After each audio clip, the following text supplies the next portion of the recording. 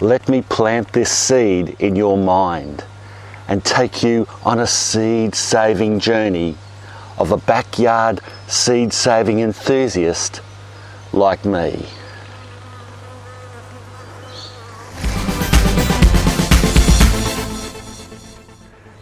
G'day, I'm Mark from Self-Sufficient Me, and have you ever stopped to think deeply about how incredible it is that the mechanisms to grow such a complicated thing like a plant that gives us food can be contained in such a tiny little capsule like this, a seed. A seed that we can easily save to plant again at will, to regrow our favourite fruit and veg. So, over the next 5 videos, I'm going to show you guys how we save our seed from our fruit and vegetable garden to regrow more plants for free. And I'm going to group these growing methods into 5 separate categories. Number 1, dry seed. Number 2, wet seed. 3, fruit tree seed. 4, tuber, rhizome, runner, bulb or sucker. And 5, cutting or graft. I also want to show you as many seed saving tips and demonstrations as possible from our own garden. We grow heaps of plants here, so I think you'll find it quite interesting showing different examples for each different category. And due to the extra time these examples take to show you, I've decided to break each category up into 5 separate episodes to make it easier for you to watch. These 5 videos, this one being the first in the series, will be released over the next few days, so make sure you don't miss them as they're all related. So let's just get into it. Number 1, dry seed. Dry seed are plants that typically produce seeds for regrowth via flowering. And then those flowers produce seeds or pods containing seeds that tend to dry out, open and fall or get dispersed via wind to grow elsewhere. Some examples are, well, there's a lot of plants that fall into this category, like cabbage, bok choy, mustard, lettuce, coriander, radish, beans, peas, carrots, sunflowers. The list is endless. Generally, to save seed from these types of plants, I let one or more grow on past harvesting stage.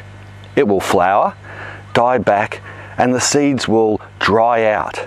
Once dry, I can collect them and store in a cool, dry place with an even temperature. Say no hotter than about 25 degrees Celsius, but for longer term keeping, the lower the temperature, the better.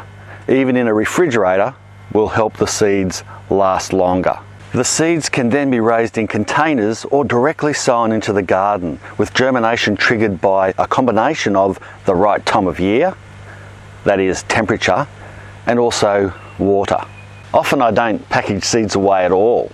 I just tend to grab a bunch of dry seed, scrunch them up like that, and sprinkle them in the garden wherever I want them. And then I know that they'll come up in the next season when the temperature's right and they get a little bit of rain, they come up by themselves.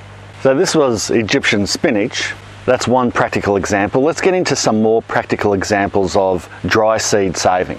Even in just this one bed here, there are lots of practical examples for dry seed saving. Look at this globe artichoke here.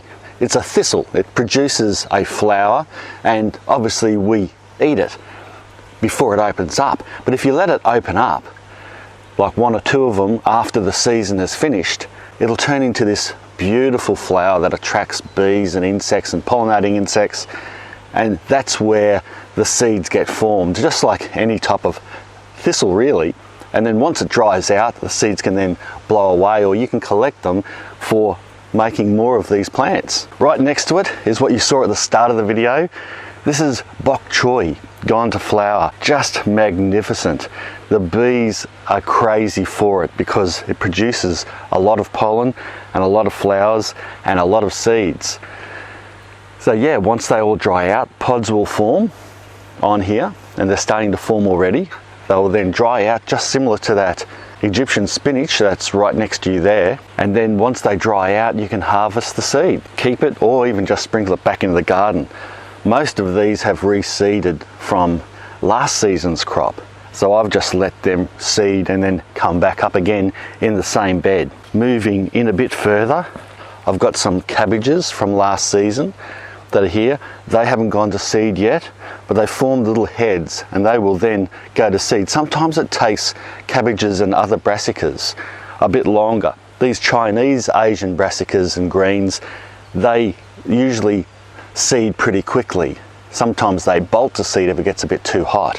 Whereas cabbages might take a bit longer or even a second season to finally go to seed. Some cabbages do, some cabbages don't. And I can see right in the center there, there's a little bit of dill coming up, and I've got several dill plants scattered around, and they scattered on their own. I had a dill plant grow here, little herb area, and that seed just blew in the wind, and now that it's cooled down and the season's right, a few plants are popping up here and there. You can keep those seeds, you can replant them, you can scatter them, you can just leave them reseed and regrow. It's up to you. Now this onion bed here is quite interesting because it's got two different types of onions. But for this example, I'm only really interested in the brown onions, which are around the outside and towards the center. The ones right in the middle here, well, we'll talk about them later because they are propagated differently. So these brown onions here, I actually bought the seeds for these. Now, don't ever be ashamed of buying seed. I mean, it helps the local economy out, and even buying seedlings. There's nothing wrong with that, especially if you've run out of seed, or sometimes your seed perishes or it doesn't save too well. That's not a drama. I will let some of these go to seed, and they typically grow into a nice little snowball type seed on top, and I'll harvest most of them, and the ones that I leave in here will end up going to seed, and then a little black or brown seed will form, and before they get blown away or dispersed, I'll save them for next season. And that's the way you can save onion seeds. In the bed right across from it is chia, that wonderful trendy herb.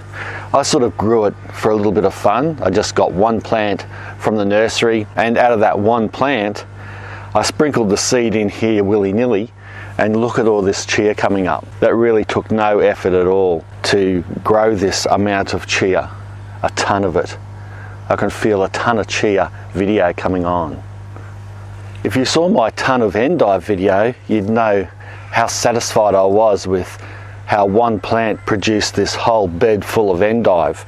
There's some lettuce also sprinkled around from last season, and it all self-seeded. And across from it is a bed that's now starting to grow full of coriander. All I've done is propped up this old coriander plant last season, stuck it in here, and the seeds have just dropped into the bed below, knowing full well that the likelihood would be when it was right and when the weather cooled down a bit, those seeds would then drop from the drying plant into the garden bed, and when they were ready they would come up on their own. That's precisely what's happened. No work at all. These just have come up by themselves. I've given a bit of a sprinkle of liquid fertilizer, just a bit of a weak tea, just to give them a bit of extra food, but essentially I've done nothing else. Moving down the patch slightly, and look at all this sea of mustard. Good young plants, beautiful to eat. Really lovely when it's this age, young. It's not too pungent, gives a really nice hit to a salad, but it doesn't overpower it. Extremely healthy for you. You might have remembered that I did a how to make mustard from mustard seed, and it was in this location where the majority of those mustard plants grew. I harvested the seed and made our own mustard paste. Some of those seeds that I didn't harvest, I just crushed up and threw back into this bed, and here it is, all coming up again. And if we move past the mustard, down to the bottom here, past the passion fruit vines, which we'll talk about later, to the asparagus here. Our asparagus is dying off now that we're coming into winter. We had a really good spring harvest, spring and into summer, grew really well, and now it's time for it to die back. You've probably seen my How to Grow a Ton of Asparagus video. If you haven't, I urge you to watch it. Now I can see here, there's a few seeds, there's some dry ones, and there's a red one that I can show you straight off the bat.